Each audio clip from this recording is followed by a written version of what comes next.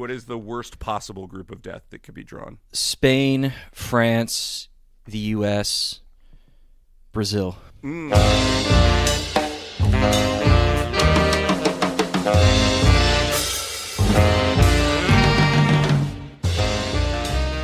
Hello, and welcome to Expected Own Goals 5 Rings edition. 1 ring to rule them all. I'm your host, Eric Morgan. My name is Evan Davis. If you are new to Expected Own Goals, welcome. Welcome to the show. We are a tactics and analytics-based women's soccer podcast. We focus primarily on the NWSL and the U.S. women's national team, but we like to analyze women's soccer from all over the world. We've done episodes on Liga MX Femenil. We've done episodes on the WSL in England. We focus a lot on the Champions League. And we pay special attention to major international tournaments because this is how the podcast was founded 1 year ago. This week is our 1 year anniversary. We came up with the idea to do this because we were annoyed about how people were talking about the U.S. women's national team leading into the World Cup. So we thought, why don't we try and find a better way to do it? And 1 year later, we are still going strong, and we have another major tournament to tackle with the U.S. once again being talked about in slightly annoying ways by certain people. To drill down just a bit further, we were frustrated that Sam Coffey, who we both see as the great deep-lying playmaker number 6 that the U.S. has generated in this generation, was being snubbed for reasons that felt totally anti-analytics and anti-tactics. And how did we get to that place, and why are common media narratives and myths allowed to persist? 1 year later, the dog has caught the car. Yeah, that's and now we have to find other things to talk about. But we're very excited. We're very excited to bring you this preview of both the U.S. women's national team's roster as well as their opponents in Group B for the Olympic tournament starting on Thursday. If you like the show, we are also launching a Patreon and a Beehive newsletter this week. We will be offering exclusive bonus content for $6 a month starting on Thursday when the tournament begins. So you'll get 4 bonus episodes each and every month. And this week, we're going to be using our bonus episode to preview the other 2 groups, Groups A and C. We are also going to be hosting some live watch-alongs for U.S. women's games during the tournament, which will be accessible only to subscribing members. We'll be giving you access to our Discord server, which launches on Thursday, which I think we're going to be using to chat during games throughout the tournament to give people a place to hang out and yak about tactics and data. And we will also be giving you exclusive early bird access to all the new content that we end up adding to the Patreon down the line. So if you sign up between now and the gold medal game in 3 weeks, your price of $6 a month will be locked in. When we add higher tiers with more content, you will get access to that content at no additional charge. Your price will never go up. You are our deep-lying playmakers at $6 a month. Forever. Forever and ever and ever. Forever. Yes. You are the Sam Coffeys to us. Exactly. Let's talk about the United States women's national team as they enter what I think is a pretty difficult group, despite the fact I think that they are, and I think you would agree, probably the best team in said group. Yeah, it's been argued that Group B is the group of death. That's probably true. I mean, every group in these Olympics is going to be pretty challenging. They're all groups of death. Yeah, if you're unfamiliar with the way that the women's soccer tournament at the Olympics works, there's only 12 teams. And the qualification process for, at least for non-CONCACAF confederations, is quite grueling. For Europe, you only get 3 places, and one of them was guaranteed to France because they're hosting the tournament. So really good teams like England, which would have been Team GB, and the Netherlands did not qualify for this tournament. It's going to be very, very challenging for the U.S. to win a gold medal, and I think if you're new to the show, we should give you the background of what's happened here over the last several months with the U.S., namely that Emma Hayes, former head coach for Chelsea in the WSL, winner of oodles and oodles of league titles, has taken over the team. She was hired in the end of November, but she did not officially join the team until late May. So there was a 5-month window where current assistant coach Twyla Kilgore was the interim head coach in communicating with Hayes remotely about tactics, about personnel, about lineups. But Hayes was focused on Chelsea, so she didn't really have her full attention paid toward what the U.S. wanted to do. So Hayes has only had 4 games and a handful of training sessions to really work with the team over the last couple of months. It's not a lot of time. Obviously, the U.S. crashed out of the World Cup in the round of 16 last year. It lost Vlatko Andonovski his job. There is a really strong sense of transition that this team is going through. Why would you put the expectations of gold on their shoulders when those are the circumstances heading into Paris? It's funny, when we started this podcast a year ago, expectations was like one of the first episodes we talked about. It might have even been our first episode. I think it was, yeah. And expectations are the right way to frame where we're at with the U.S. women right now. New coach, transitional roster, and frankly, the thing that we discussed last year holds just as true this year. Every other team in the world is just getting better and starting to play on a level that looks a lot more like the U.S. You can take, if you're an NWSL fan, anecdotally, Barbara Banda, Rachel Kundinanji, who will be here representing Zambia, have come to the league and, in Banda's case, set the league afire, and in Kundinanji's case, still been a very solid pro. This is just the nature of the game. The game is very global, and for a long time, I think the U.S. could ignore that because of results in 2015 and 2019, and to a lesser extent 2011. But the rest of the world has caught up, and for the sake of watching entertaining international soccer, that's a really good thing. For the U.S. keeping every other country under their thumb, it's not such a good thing. Yeah. There are going to be 4 members in what we project to be the starting 11 that were not at the World Cup last year. Which is great. That's actually healthy. It's incredibly healthy for the program, but it also indicates that this roster is turning over. There are new faces. There are kinks to work out in terms of how this group plays together. We cite our friend Blair Newman quite a bit. Great tactics writer for Backheeled and for his own website. He actually brought up a point, and I think this is good to consider, that the best international sides in terms of cohesion,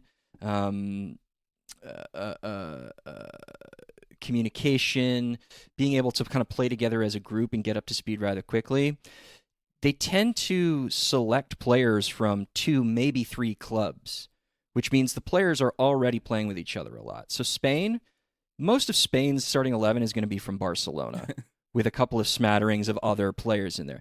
That means that it isn't a big deal when you go 2 months without playing for your national team. Once you're in international camp, it's very easy to get up to speed. The U.S. isn't in that situation. The U.S.'s starting 11 and their bench is spread across a lot of different clubs who don't necessarily play with each other. A lot of players from Gotham, but a lot of those players just started playing for Gotham, and in the case of Rose Lavelle, have spent a lot of time injured. In the case of Crystal Dunn, spent a lot of time on the bench.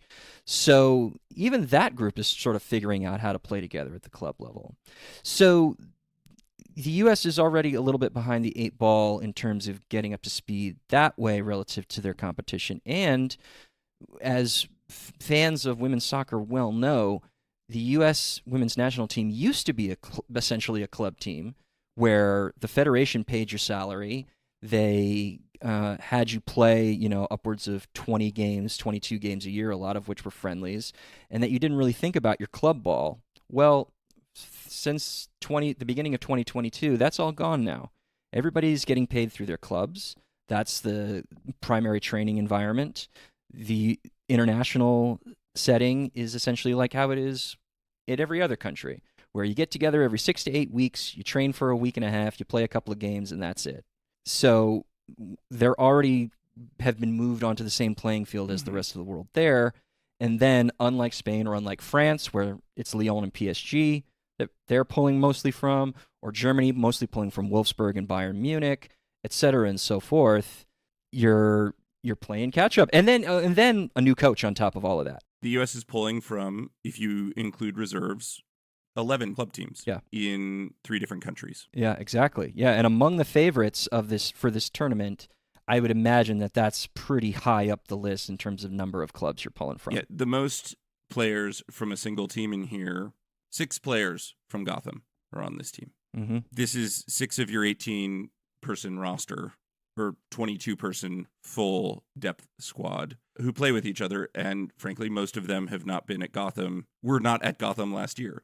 Only Niswanger and Williams were at Gotham last year. And Williams is not going to be a starter. Yeah, that's right. So let's first discuss how we see the U.S. inside this group and where we think the relative strengths and weaknesses are with this team. Mm-hmm. And then let's discuss the opponents. And maybe we tackle them just in the order in which the games will be played that the U.S. will play. So we'll go Zambia, Germany, and Australia. Yeah, let's talk about the goalkeeping situation with the U.S. How are you feeling about the Alyssa Nair of it all? Yeah, I've worked through my Kubler-Ross stages of grief. We expected Alyssa Nair to be the starter. She is going to be the starter. We don't believe that she is at the level of quality that the U.S. number one demands, but you need a lot of time to bed a new goalkeeper in, to get the back line comfortable, get their communication right, and, you know, it's too late. Just as it was too late at the World Cup last year when we talked about this. You know, you and I both believe that Jane Campbell has demonstrated over the last 18 months that she is the best keeper in the U.S. system, or longer. Who has been called in, we should say, because Katie Lund is the other thing about all of this. But point being that Campbell on performance probably should be the number one, but she is an alternate. Yeah, and between Casey Murphy and Alyssa Nair, I'm ambivalent, I would say, at this point. I think I've come to terms with acceptance. I do think, and I don't want to discredit this, obviously we love tactics and analytics. That said, we think that any good or responsible tactics and analytics podcast doesn't take out the human element here, which is to say Alyssa Nair's teammates have faith in her coach has faith in her, and Alyssa Nair has a track record of being on successful teams and performing at a high level. Do we think that her past performances indicate that she should still have this number one job? We don't. That said, it's not like Alyssa Nair is a bad goalkeeper. So I am mostly at peace with this. I'm probably one bad Alyssa Nair howler away from really not being at peace with this. But that is just the nature of watching this game. That said, I think against the other goalkeepers in this tournament, Alyssa Nair is probably middle of the pack in terms of quality. Yeah, that's probably right. I mean, if you're thinking about Pauline Perrault-Magnan or Merle Froms or Kaylin Sheridan, Catalina Perez, Chiamaka Nadozie, she is probably middle of the pack in that regard. And that's perfectly fine, because let's move on to the defense. I think the defense is a place that we can feel pretty good, pretty confident in terms of just performances. I think the defense, anchored by Naomi Girma, who really has sort of announced herself as like future captain of this team, kind of since day one as a rookie in the NWSL, has just been an elite defender. Yeah.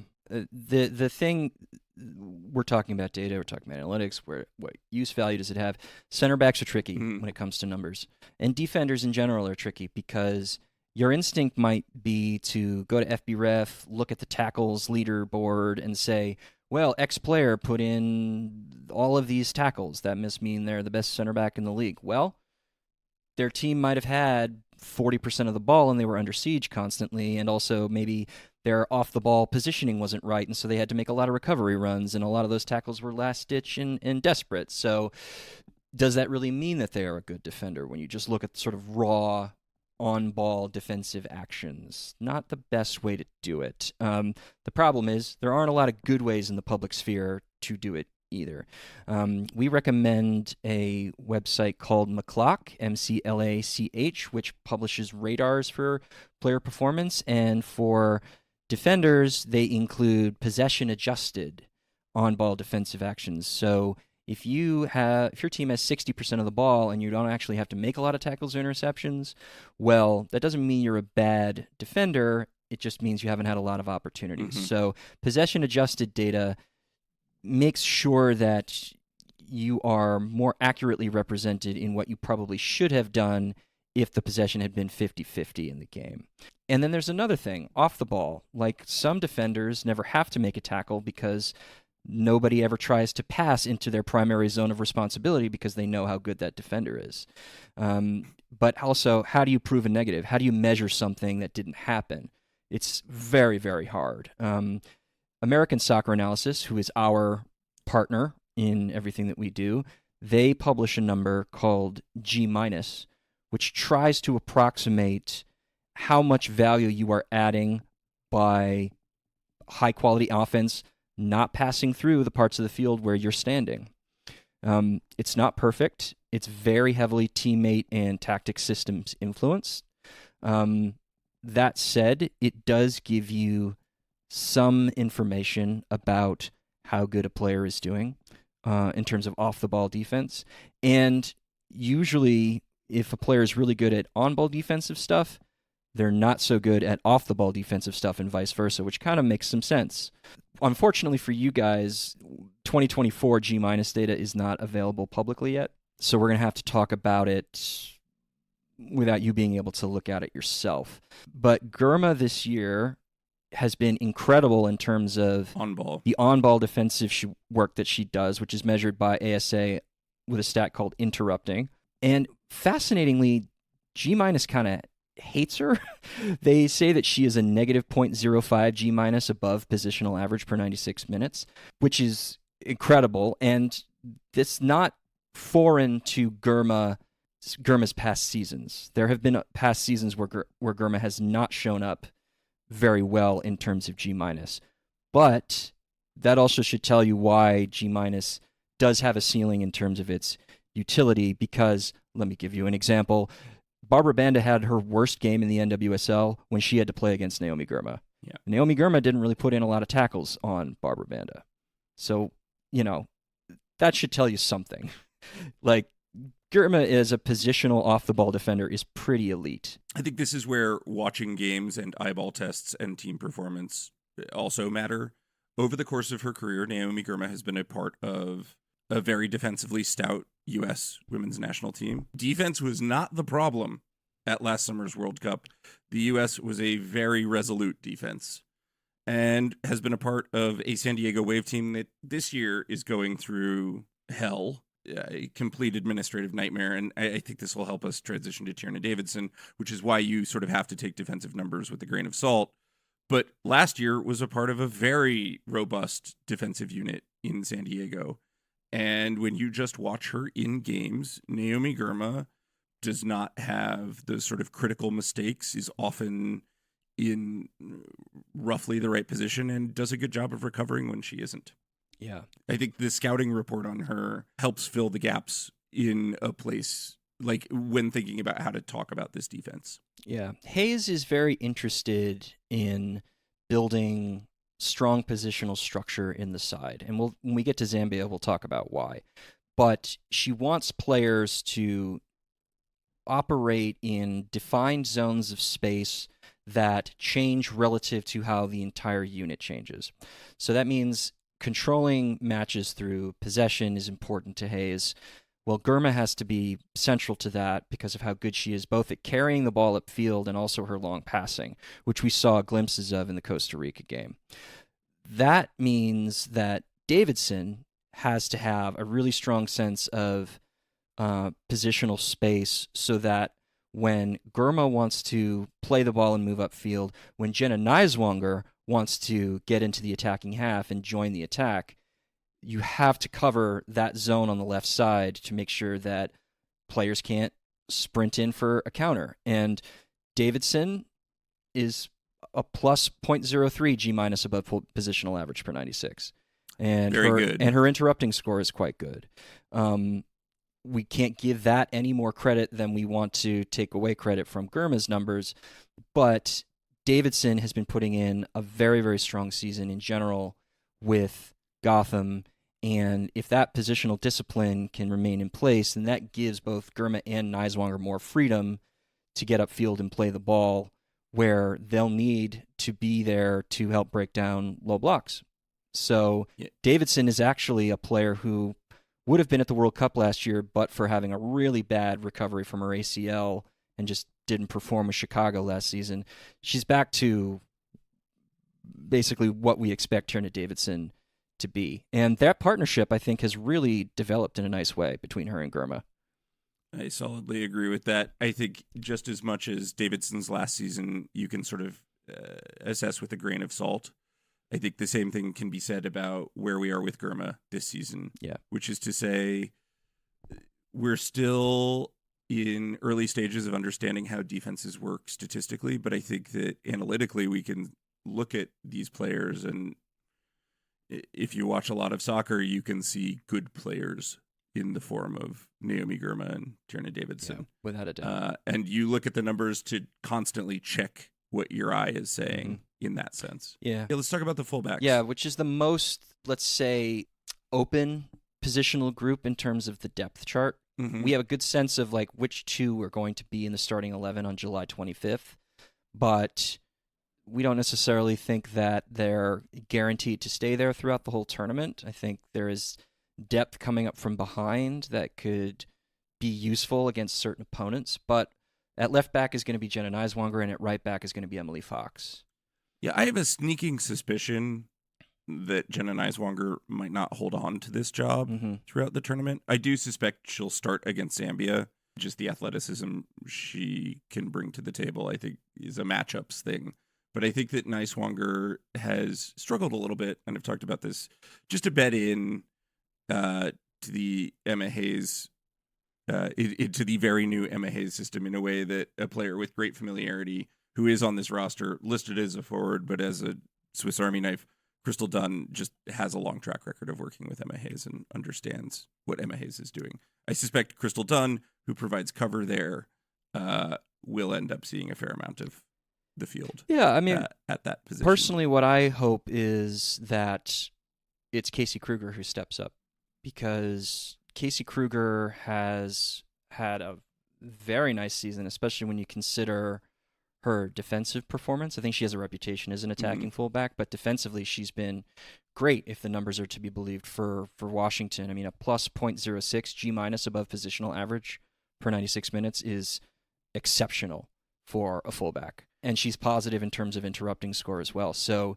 she has been providing pretty decent shutdown defense on the left side. Yeah. That's going to be important, especially against Germany and Australia, when those wing players of both of those sides are going to want to get forward. And even if you just look at sort of raw data that you can find on FBref, like the percentage of the dribblers who are trying to take her on 1v1, the percentage of those players who get tackled by Casey Kruger, she's tackling 2 out of 3 of them. Yeah. Neiswanger's basically tackling about 1 out of 2. So Kruger is demonstrating a much stronger ability to face up 1v1 to wide attackers. And that's going to be important for a couple of these group stage games. Yeah, I suspect we'll see Casey Kruger deployed across the back line at all positions. Yeah, I mean, again, with only 16 outfield players in the main roster, you need versatility in certain positional areas, and Kruger has played fullback, she's played center back, she's played wing back, and she's done it on both sides of the field. So she can plug and play pretty much anywhere depending on tactics and injuries. Yeah. And right back, we should transition to talk to Emily Fox, left North Carolina for Arsenal. She's a 21st Emily Fox, who has contributed well offensively at Arsenal from a defensive position, who under Vlatko was deployed inverted, and who again will be deployed inverted, who is left-footed by nature and is playing on the right. Emily Fox loves to basically cut into more central areas and be an extra midfielder. This is her general instinct, especially when she's deployed on the right side. And that does have its advantages. Antonovsky never quite got the spatial balance right last year, but what Hayes has been doing with Fox is to pull her inside and basically become a third center back and form what we call a rest defense structure, which is becoming very popular for teams. It's a little counterintuitive when you hear the phrase rest defense. You assume that it's actually referring to something that happens when you don't have the ball. And that ultimately is its goal, but it is a structure that is used mainly by teams in possession to prevent high-quality counterattacks by the opposing team. So, and it also doesn't mean taking breaks with your defense in the middle of the game. It actually just means the rest of the players that you're actually not using when you're attacking. And that usually involves 2 center backs, 1 fullback, and generally 2 central midfielders to build a structure of 5 that keeps their shape and their positioning really, really tight. So when that extra fullback bombs forward and you might lose possession, you're not leaving stretched areas of the pitch or leaving a lot of space for someone like, say, Barbara Banda to run into. And Fox has been used that way. Pull inside, move the ball upfield, get set once the ball enters the midfield. She can still bomb on the right wing. We saw that against Costa Rica. Was doing a lot of combination work with Trinity Rodman up there. So she is an attacking option further up the field. But I think first and foremost, Hayes is thinking about her as a defensive tool. Yeah, as a stabilizing option. Yeah. It's going to be important. Yeah, moreover, I think one of the things that Trinity Rodman, a player I know we're both very high on, offers you is this incredible work rate, which allows the space that Fox vacates to not only be covered by the back line as it shifts, but also to be covered by the wing in Trinity Rodman. Does a great job of tracking back and getting in there and interrupting. Emily Fox is liberated to do a lot of the work that she does because Trinity Rodman is so proficient both ways as a player. And Emily Fox will be defensively valuable. I stripped out games that European teams played against top opposition because things are so stratified in Europe in terms of what teams are good relative to what teams are bad that a lot of times you look at data for players in the WSL or in Liga F, and they're very inflated because they can beat up on some pretty weak opposition. So with the caveat that this is a small sample and it's only a few hundred minutes, I looked at Emily Fox's games for Arsenal where she played like Chelsea or Manchester City or big teams. And I also adjusted her on-ball defensive actions per 90 for the amount of possession that Arsenal had. And what I mean by on-ball defensive actions, you can find these on FBref. That's overall number of tackles you attempt, the interceptions you make, the shots and passes you block, the clearances you make, and the loose ball recoveries that you make. So Fox's possession adjusted on-ball defensive actions per 90 minutes is 15.1. That's very good for a fullback. So it indicates that like when she is getting faced up, she can get her foot on the ball and slow good offenses down. So very, very critical to help out with Gurma and Davidson's responsibilities back there. Well, let's move on and talk about... Do you want to talk about the midfield or do you want to talk about the attack first? Let's talk about the midfield. All right. We'll talk about the midfield, which I think, so the overall impression, the defense, I think is quite strong. Mm-hmm. Is it perfect? No. But there is a solid, athletic, young starting backline. Fox is 26, Gurma's 24, Davidson's 25, Niswanger's 23, which is what you want in a tournament that's going to played this rapidly. Yeah. But with cover in the form of Casey Kruger, who can play all positions, Crystal Dunn, who's very comfortable down the left. Emily Sonnet as well, who we didn't mention. Emily Sonnet, who will, I believe, in this tournament mostly be deployed as cover for center backs, but who is one of the great positionally responsible, dependable players that the U.S. has ever generated. So there's a lot of depth there. Midfield, there's a little less depth. Yeah. Let's start with the good. I think that's Sam Coffey at the 6. You'll hear, I think, a lot of what I think are pretty unfounded things still circulating out there in lazy narrative land about Sam Coffey's athleticism or her ability to play a single pivot. She has suffered no such problems as a member of the Portland Thorns and, in fact, was an MVP candidate doing basically just that. Yeah. She is a tremendous two-way player, all things considered. And built a reputation as a playmaker from deep positions because she was trained as a number 10 when she was in college and moved further back the field when she became a pro.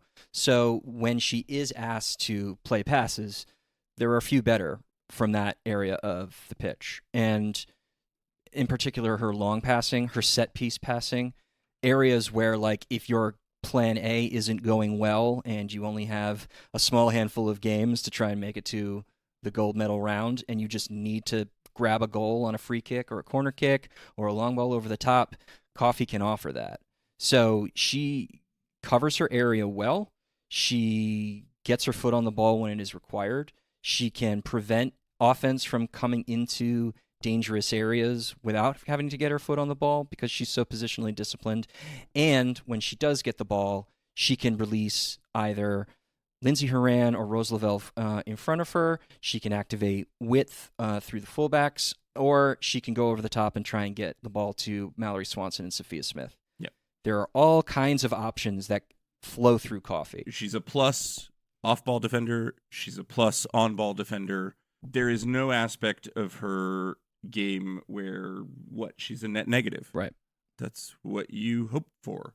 Exactly what you hope for out of a defensive midfielder. Mm-hmm. The next starters to discuss, we have Lindsey Horan, obviously the captain and a very good player, but who does things that I think sometimes make her teammates' lives more difficult in terms of positional discipline and can be a give or take thing. But Lindsey Horan is as in ink a starter as exists on this team. And she and Coffee, in the minutes that they have spent playing together, have been at worst very functional. My feelings about Horan have really crystallized in the year since the World Cup when both Andonovski, Kilgore, and Hayes have tried to use her in a primarily attacking place at times, not exclusively, but at times when she's had to move into the number 10.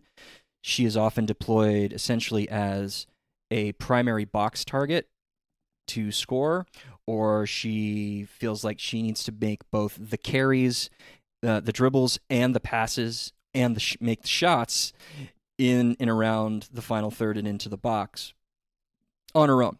That everything kind of has to flow through her. And that's when things can get a little frustrating for the U.S. attack. It doesn't have the natural kind of like free-flowing, interchanging excitement that the attack at its best looks like. When Horan is played a little bit further back in her more natural number 8 spot, which is basically a two-way central midfielder who is asked to both progress the ball and also defend, when she doesn't have to be a constant box presence, then I think she leaves less space behind her exposed. And when you talk about, having this free role where she's very, very individual in what she wants to do, that's when that gets dangerous. When all of a sudden she's trying to get into the box and you leave a lot of territory between her and Coffee that players in transition can fill. So when she's a little bit further back and allowed to more naturally be like a progressor rather than an attacker, that's when she, I think, works the best. She is a player who, when playing within herself, is among the best in the world, and when feels the burden to do everything, can really drag a team out of shape. Yeah. Can really cause problems that have knock-on effects for teammates. If deployed at the number 8 with some positional responsibility, a tremendous asset to the U.S. women. And if asked more, like she was against Costa Rica, to play the 10, presents problems that will have knock-on effects, not only because of who will have to play in her stead at 8, but also just in terms of spacing, in terms of combination play, in terms of creation. Because Lindsey Horan's instincts when she has to be Captain America are to become a shot monster, are to not always think about creation for others first, or to sort of carry that burden. Yeah. A Sisyphean task that when the U.S. is asking that of her are in trouble, and when they can keep her from feeling that way, have one of the best all-around midfielders in the world playing a role well. Yeah, and when she plays against top teams, again, small sample size caveat, when she plays for Lyon against top teams, 0.21 non-penalty XG per 90, 0.1 expected assists per 90, which is below average for expected assists. She's not at her best, and she's asked to do a lot more attacking when she's with Lyon than when she is with the U.S. in its optimized midfield state. And there's going to be real transitional danger when you play Zambia. You need to make sure that those central zones are properly spaced and filled with your midfielders in order to not give them space to run into. Mm-hmm.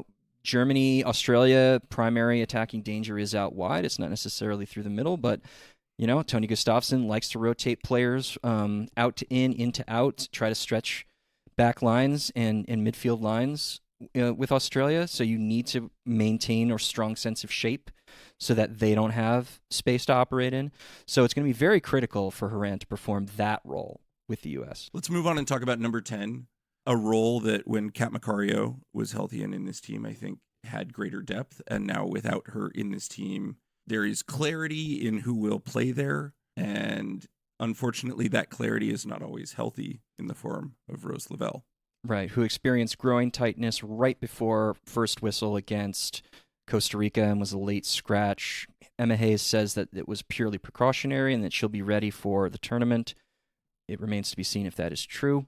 Without Lavelle, next player up should be Jaden Shaw, because at the tender age of 19, there are not too many players as complete at that age at the level of playmaking than Shaw right now. Mm-hmm. She is an incredibly special individual.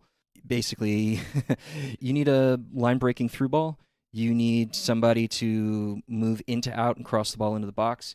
You need someone to make some sort of incisive dribble, off the ball run to pull a center back out of position and stretch the back line to create space for somebody else. Shaw's your guy. Yeah. And she's 19 goddamn years old. Here's the biggest problem with Jaden Shaw. She does not seem to be Emma Hayes' next player up on the depth chart. Yeah, that's the issue. If we're going to criticize here, the problem is that next player up on the depth chart to fill number 10 is Lindsey Horan, which forces Corbin Albert onto the field, who is kind of just a net negative, not a particularly competent or talented progressive passer of the ball at number 8. And we get, as we've just discussed, the worst of Lindsey Horan a lot of the time when she's in the 10.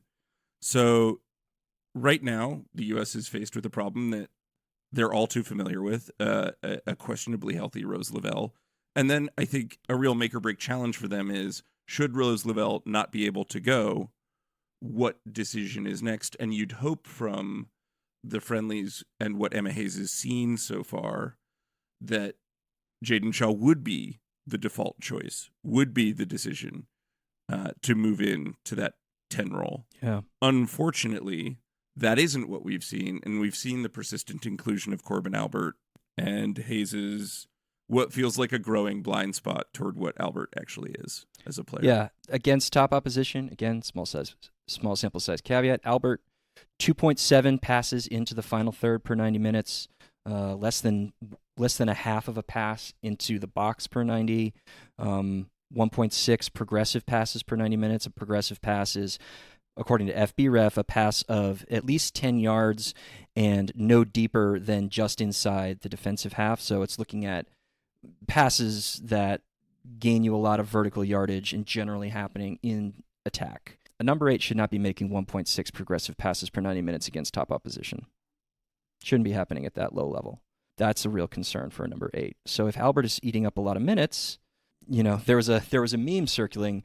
The U.S. women's national team posted on socials a photo of Corbin Albert saying, "Tiki Taka comes to the U.S." Mm-hmm. And if you're not familiar with what Tiki Taka means, it was a slightly derisive expression about the high level of short one-touch passing sequences that in possession that Pep Guardiola helped bring into the mainstream in the late 2000s and early 2010s he was head coach of Barcelona. Mm-hmm. It also defines the Spain women's national team now. The idea being that, like, if you want to hold on to the ball, but you also want to be a forward, aggressive, attacking group, you just try and find triangles all over the pitch where you are passing with only one touch of your foot in tight space, constantly moving the ball up the field, out to in, into out, stretching back lines until you're finally in the box. And, you've passed the ball 15, 20, 25 times all the way up the field. I guess the U.S. women's national team social media manager thinks that Corbin Albert is the key to that. And she does make a lot of short passes. She does attempt a lot of short passes. She is about just above league average in terms of general overall vertical yardage she's generating from her passes. But those numbers are also inflated from weak competition.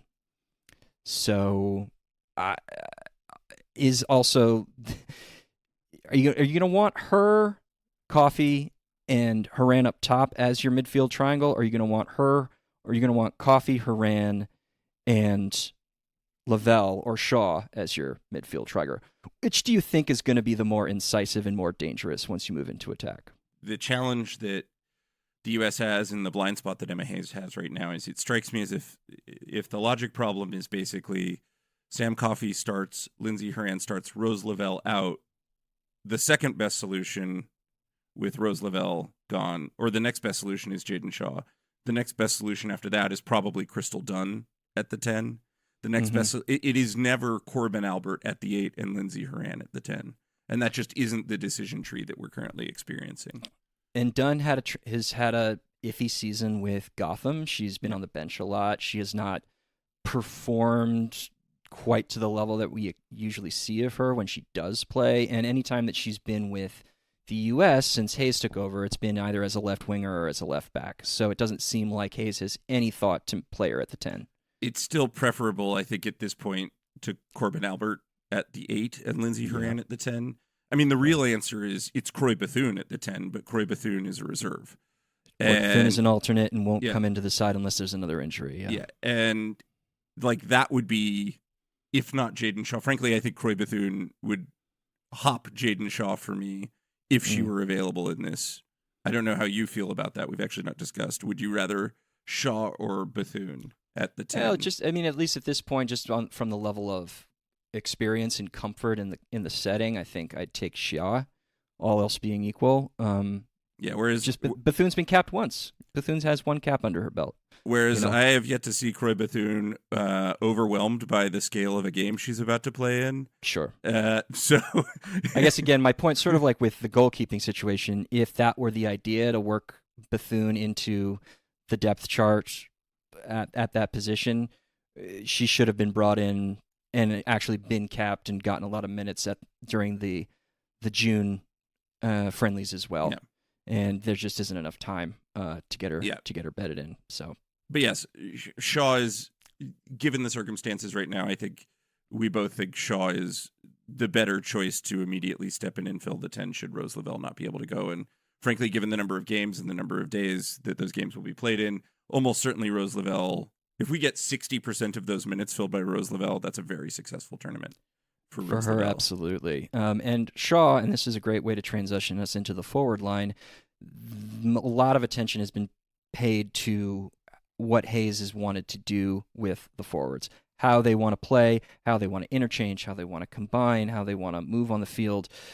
And Shaw is the kind of player who helps to activate the best out of SSR, I Love It, or the law offices of Smith, Swanson, and Rodman, or Snap, Crackle, Pop, whatever you want to call them. Mallory Swanson, Sophia Smith, and Trinity Rodman, who never play a flat 3 across. They are always moving positions. They are always, one's dropping deep, one's pushing forward, one's moving out while the other's moving in, all in the hope of stretching back lines, creating space for each other to combine and eventually score. And they are so unbelievably unpredictable that it's very hard for good defenses to contain them. U.S. could lose to Germany, but Germany's going to have its hands full with those 3. Talking about the forward line that's anticipated to start, I suspect we will see, I don't even suspect, we will see Trinity Rodman on the right. I suspect we will see Sophia Smith through the middle, and we will see Mal Swanson on the left. Yeah. That is how it will line up or look. Yeah. Expect a fair amount of interchange between Smith and Swanson, with Rodman staying true to her right flank. Sometimes it's going to look like a 1-2 structure with Swanson dropping underneath Smith and Rodman as Smith moves a little bit wider. Sometimes it's going to look like a 2-1 with the 2 wide players pulling in while Swanson pushes ahead. Swanson and Smith are going to probably interchange space quite a fair amount because Smith moving in to out on the left works for her rather than starting on the left.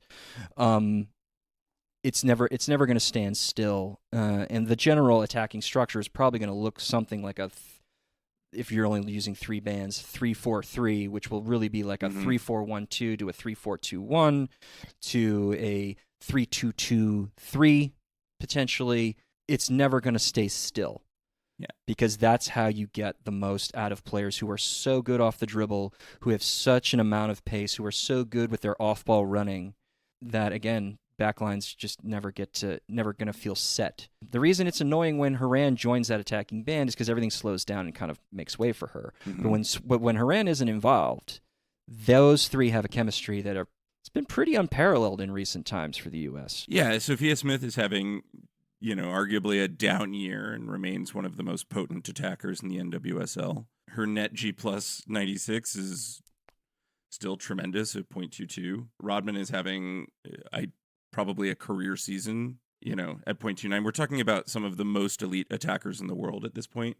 Swanson has a different and more challenging task in Chicago because of the way Chicago sets up, and is still having what I would say is a positive season.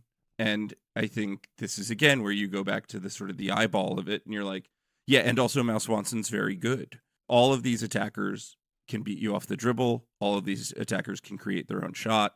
All of these attackers can create shots for other people, and they can do them from a multitude of positions. The U.S., who have struggled, or at least struggled in parentheses, against Costa Rica to score goals, have not struggled to create chances. Yeah. It's just going to be a matter of making sure, of converting in games. And frankly, some of that's just up to the randomness of this sport itself. But the U.S. has 3 players that put them in a tremendous position to create a wealth of very good chances against any team that they play. Yep. And then you have Lynn Williams off the bench, who's fucking great too. Yeah, who's coming in because of Macario's injury. So she got pulled from the alternates list and is now part of the 18. And Williams is the closest thing to an individual target player, battering ram, kick it to the big lad up top kind of striker, who's also quite good off the dribble, is excellent at hold-up play, can play wide, can play centrally, will be a useful weapon off the bench when the U.S. has been stymied. And there will be moments during the tournament where they will be stymied. I actually thought that maybe Williams should have been part of the 18 from the jump. So as unfortunate as Macario's injury is, to have her available as that plan B for your attack, I think is really key. Should the SSRI love it line falter, they have great options off the bench in Williams, in Shaw. Depending on whether Lavelle starts in Lavelle, there are many ways to break down the opposition. Yeah. It all things considered is a very strong team. Let's talk about their opponents in the group. Let's start with Zambia, their first game. Yes, playing Zambia on July 25th. This is a team that came to prominence 3 years ago at the Olympics because Barbara Banda scored back-to-back hat tricks during the group stage. Flash forward 3 years, and both Barbara Banda and Rachel Kundananji are tearing up the NWSL. The third member of the Three Musketeers in Zambia, Grace Chanda, just transferred to the Orlando Pride, so she'll be joining the NWSL Zambia Revolution very, very soon. I think there is a feeling among people who are really worried about the U.S.'s prospects that Zambia can get at the U.S., and far be it for me to disagree with them on the face of things, because Barbara Banda is doing things in the most difficult women's club league in the world that we've just never seen before. And we joked even when she first joined, it's like, this isn't sustainable. How long can this last? Nobody plays like this. And she just keeps playing like this. Yeah. It's Barbara Banda versus Gravity, and currently it's like slight advantage Banda. Yeah, I was going to say Gravity, I think, is losing at this point. Yeah, I think of this team as the good, the bad, and the ugly, basically. The good is the front line. Mm-hmm. That dynamic front three who... Yeah, of which we are describing Barbara Banda, Rachel Kundananji, and Prisa Chalufya, who plays for Juarez in Liga MX Femenil. And you could even call it the front four because Grace Chand will be playing as the number 10 just underneath them. So this attacking nucleus that they have up top is very dangerous. The bad is Zambia doesn't have the personnel to get them the ball effectively and consistently. Yeah. So remember those back-to-back hat tricks that Barbara Banda scored in the 2021 Olympics? Well, Zambia lost those games, both of them, by a combined score of 14-7. In the World Cup last year against Japan and Spain, they lost by a combined score of 10-0, with a non-penalty XG differential of negative 0.94, I think, or negative 9.4, something in that neighborhood. It's really tough sledding once you get past the attack, and it's not totally down to the players. We've mentioned it on the show before. The Football Association in Zambia is in the middle of a massive corruption indictment across basically the entirety of their leadership. This is the ugly. The ugly is the Zambian Federation. This is the ugly. Yes. The players were not paid what they should have been paid from their 2021 Olympics performance for 2 years. It took public pressure with the anticipation of the World Cup coming up for that money to finally find its way to the players, and it's not clear whether the FIFA prize money guaranteed to the players from last season ever made it to the players. Zambia, along with Nigeria, has played the fewest number of games together since the World Cup, only 9. But unlike everybody else, Zambia has not played a single team that you would consider top opposition. Yeah. They are not being challenged by their opponents, by their federation, and the cherry on top is that their head coach, Bruce Mwape, has been credibly accused of sexual misconduct by both players and people who worked for the federation. Those allegations came to light before the World Cup began, and then during the World Cup, there was more allegations that he had sexually assaulted someone during the tournament.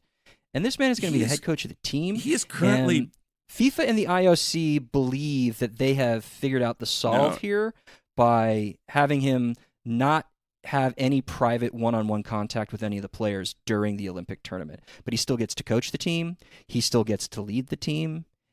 The federation has never given a single indication that they are not backing him. You thought the Jorge Vilda, Luis Rubiales situation was awful. And it was. We're not equivocating. We're not, but this is that times 10, because the players are still in literal physical harm's way while this man is present. Like, how are you supposed to become a good team under these conditions? Noted manager and sexual predator, Bruce Mwape, banned from private contact. I don't know how that works when you are a coach of a team. That said, I think the giant hodgepodge mess that is Zambia right now, obviously the talent that they have up top, they can spring something on anyone, whether they can sustain or hold leads, whether they can amass enough points to get out of the group, all of that stuff. They have a lot going against their ability to do those things. I think the U.S., it's not out of the realm of possibilities, but you play this match 1,000 times, I think the U.S. is winning this game often, and often by a lot of goals. So yeah. I think there's been much hand-wringing about Zambia that has been that is identifying good players, but is not taking a holistic view of what this team actually is. What we know about Hayes' tactical philosophy with the U.S. comes from what she has said specifically about Zambia. When she was talking with Sam Mewis on Sam Mewis's podcast, she said there is no team right now in world football better at transitional attacks than Zambia. Their ability to go from back to front is some of the best she's ever seen. So she said, if you play this team player for player all over the pitch, it's going to be a difficult game. And now, this is all Hayes' quotes. So she says, structure is so key to playing against them. Positional discipline is so key to playing against them, because you don't want Banda and Kunjananji running into space. So, yes, it's going to be difficult for Zambia to even get the ball in the first place, but if there is a turnover and it ends up at Banda's feet, you got to be ready. Yeah. You have to be prepared for that. Almost certainly throughout the game, there will come a chance, whether it results in a shot or not, where Zambia has the ball in a dangerous position. That game will be defined by what the U.S. does when Zambia has that, and how they are able to sustain and hold pressure, and how often they can limit Zambia doing anything effective. while also attacking. Barbara Banda, it's becoming funny now, where when Barbara Banda gets the ball and a defender gets sucked onto her, that defender will end up eating grass. The only center back that I am aware of that I have seen where that hasn't happened and Banda hasn't been able to even put up a shot is when she had to face up against Naomi Girma. Mm-hmm. So, even though Banda hasn't faced the rest of the back line, Girma is going to be the one responsible for marking her. Are we calling Naomi Girma gravity? Might be. Maybe. She might be. Yep. Might finally bring Banda back to earth. But moving on to Germany, who will be facing up against the U.S. in Marseille on Sunday, July 28th. This is another top team in the world, another gold medal favorite, who is in the midst of a real transition after a disastrous World Cup. Crashed out of the group stage, probably undeservedly on performance, but it still happened. Their head coach, Martina Voss-Tecklenburg, lost her job in October. Their interim head coach is a man named Horst Hrubesch. Great name. Who is 73 years old and is a very old, stalwart manager of German men's professional teams. He's been the interim head coach of Germany women once before Voss-Tecklenburg got hired. But he's holding the fort down until their new head coach, Christian Weck, comes in after the Olympics. This is a team facing another team with a target number 9 in her mid-30s that has become the talisman for the side for many, many years, and they are trying to figure out what to do about it. And, of course, we're talking about Alexandra Popp. Are you just comparing her to Alex Morgan in a very backhanded way? Yeah. A little bit. Not even a backhanded way. That's just sort of what Popp represents to the team now. Injuries kept her off the field for a lot of recent friendlies. She's healthy now, but after the season that Leah Schuler had with Bayern Munich, you have to feel like Schuler now is the number 9. Popp was out of the July friendlies too with an ankle injury, and so we're not totally sure of her status. But if she is healthy, she's probably going to be in more of a hold-up secondary striker number 9 role. But in my opinion, given the talent that they have on hand, and given just how dangerous Jule Brand and Clara Bühl are as their wingers, Popp to some extent feels surplus to requirements, though if you take her out of the side, they really don't have a lot of options at number 10, especially with Sydney Lohman being an injury question mark. So, but will they care? Because if they have their structure, their 4-4-2 structure right, and they're just getting balls to the wingers who are pumping crosses in, that might just be enough. Yeah. But also, they're missing Lena Oberdorf due to a double ligament blowout. To me, this German team, I think Germany has a long-standing reputation for being one of the great powerhouses in the world, and they are. This German team is not quite to that standard. It has injury issues. I think that they can become a little one-dimensional and easy to defend in attack because of what you just described. I think that the U.S., who won't have a size advantage against them, probably, and won't necessarily have a possession advantage. I think a lot of it will be about what the U.S. can do to deny service. Yeah. As far as the Germans are concerned, and how they can take advantage of numerical advantages across the field. I feel like this is a game, actually, that really suits Emma Hayes as a manager in terms of how she can set up a team and shut down a team's offense while looking for the odd goal. I suspect this game will not necessarily be a particularly good watch or particularly open. I don't think so either. I think it's going to be an attrition fest. And Hayes knows the team well. I mean, without Oberdorf, the focus for central midfield now goes to Sjoeke Nüsken, who is a Chelsea player. Yeah.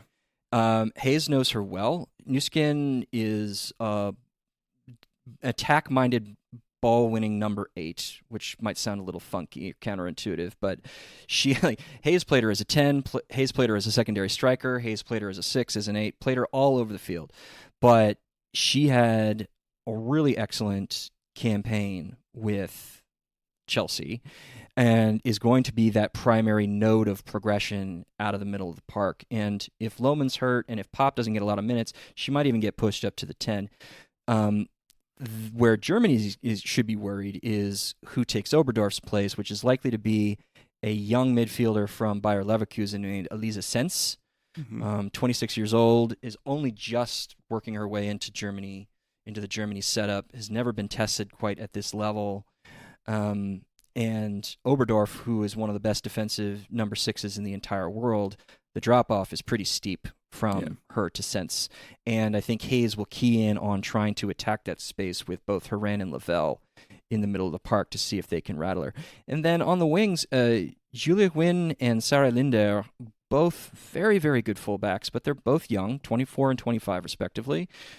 Again, first time at a major tournament with Germany. They are going to be really key to try and get the ball to those wingers. So are they worth targeting for both Swanson and for Rodman to apply some high pressure out wide to force Linder and Nguyen to go over the top or even win the ball off them and try and spring something quickly in transition? I'll be intrigued to see how that goes. But it's a young and to a certain extent untested squad in Germany right now with a lot of question marks around it. But like the U.S., a lot of individual talent, and if this team won a gold medal, I would not be surprised. Yeah, I think I take currently the U.S.'s set of problems over the German set of problems. Like if you offered me both right now as a manager, just in terms of depth, personnel, interplay ability. But I suspect Germany, if the U.S. is to lose a game in the group stage, this would be the team that they lose it to. Possibly. Yeah. And I agree with you. I don't think it would be... I guess I'd be a little surprised if they won a gold medal. It would require it would require an evolution of play we have yet to see from them. But yeah, I mean they've been good in recent games in Euros qualification. Granted, they haven't had to play many strong teams, but they did drub Austria 4-0 just before the international or before the Olympic break. So yeah, I mean there's talent there. Schuler is an incredibly dangerous number 9, and if Brandbuhl and Schuler are getting on the same page and finding pockets of space, that's a dangerous combination. But on the other hand, if Kruger can shut down blah blah blah. If like Kruger comes into that game and can shut down Linder or can shut down Nguyen, and if Foxen can do the same thing on the other side with Linder, that takes the pressure off of Germa, who's going to be tasked with marking Schuler. None of them can get comfortable. Again, this team also, which is the hope. This team also did just lose to Iceland 3-0. We don't want to put too fine a point on that. I don't think Germany had very much to play for in that match. They had nothing to play for. If the U.S. lost to Iceland 3-0, the level of meltdown, even with nothing to play for there. On to Australia, the final match of the group stage, next Wednesday, July 31st. Injuries, yeah. Injuries is the name of the game here. Everybody knows about Sam Kerr's ACL injury that occurred in January. She's not going to be at the tournament. Steph Catley, Caitlin Ford both carried knocks that kept them out of Australia's friendly against Canada a week and a half ago. Tamika Yallop, who's going to be a bench piece, also carrying something. This is going to potentially shuffle the deck. If Ford and Catley both can't go, Australia might be in a little bit of trouble. This is a team where the starting 11, I think, is maybe the most up in the air right now. Tony Gustafsson likes to play coy with the public and not, keep his cards close to the vest. Minutes in recent friendlies have been spread out between a lot of different players. I think at defensive midfield, secondary striker, and potentially left wing are all up in the air right now. Is it going to be Courtney Vine or Michelle Heyman to partner with Mary Fowler? Is it going to be Claire Wheeler or Emily Van Egmond who's going to be lining up next to Kyra Cooney-Cross? It's not settled right now.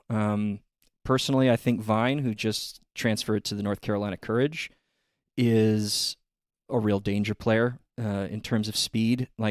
Yes, it's the A-League, but she put up something like 0.65 non-penalty XG per 90 in that league last year. She is incredibly dangerous when she gets to run into space and latch onto crosses or balls over the top. Pairing with Fowler, who is developed as a pretty strong hold-up number 9, who's also great off the dribble, I think could be a really dangerous combination if that's the direction that Gustafsson wants to go in. But Australia is, I don't want to say that they're in transition, but they are kind of stuck between a rock and a hard place a little bit. They only played 4 really good teams since the World Cup, so they haven't faced a lot of really strong opposition. And we kind of know what they're going to be. Yes, Hayes has noted just how much rotation there is in midfield, how many players are kind of coming in and out of the side, which they'll have to keep an eye on. But like, it's Catley and Carpenter. Those fullbacks are where you're going to find progression out wide and try and then move the ball on a diagonal or across into the middle to score.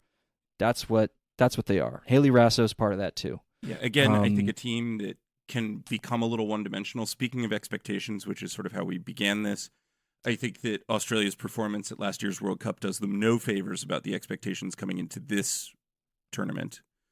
And yeah, Australia, who did put together a series of what I think are very impressive results in a home World Cup, I wonder about how much they benefited from just the vibes of a home World Cup. Sure. This team strikes me as definitively the third best team in this group. And that's not to say they aren't dangerous. It's not to say they don't have weapons. It's to say that I think expecting them to medal feels like a real long shot. If you can contain Kyra Cooney-Cross in the middle, and if you can just slow the wide channels down, they're containable, I think. If you can do those, if you can do those 2 things, and it's easier said than done, but the U.S. at the very least should pull out a draw from that match. Let's go game by game. How do you feel about U.S. Zambia? What are you feeling? U.S. wins comfortably. Yeah, I have the U.S. in my mind as like maybe 3 or 4-0. 4-1. Let's give Banda a goal. Okay. How do you feel about U.S. Germany? I think Germany pull that out like on a 1-0 scoreline. I'm feeling a real ugly 0-0 draw here. Okay. I love that we're going to stream that match. And then U.S. Australia. How are you feeling? Yeah, I think the U.S. might just do it. I think it's like a 2-1. Yeah, I feel like maybe 2-0 in that game, just because I've yet to see Emma Hayes' teams really under threat. Yeah. And I don't necessarily think Australia is packing a significantly greater punch than anyone that the U.S. has played so far. But with regard to with group standing, I think Germany is really going to hammer Zambia and Australia, and I think they will just pip the group and put the U.S. in second place. I suspect the U.S. will win this group only because I feel like Germany's late emerging injuries are genuine problems. The Oberdorf one more than the Oberdorf is just devastating. Yeah, as far as it's just such a huge piece to lose. I think I would have leaned your direction a week ago. I think a lot's changed in a week. Well, that's Group B. If you want to hear our breakdowns of Groups A and C, please join our Patreon at patreon.com/xowngoals. Sign up for $6 a month. It'll get you all of our bonus episodes, as well as access to our live stream watch-alongs throughout the tournament and our Discord server. So go ahead and do that. Follow us on social media at XOwnGoals. That's the letter XOwnGoals across all social channels. If you believe we've made an own goal, please email us at expectedowngoals@gmail.com. That's the letter expectedowngoals@gmail.com. Evan thinks he's getting out of here without having to answer this following question. Evan, are the U.S. medaling? Yeah. Bronze. I think the U.S. are getting silver. Enjoy the tournament, everybody.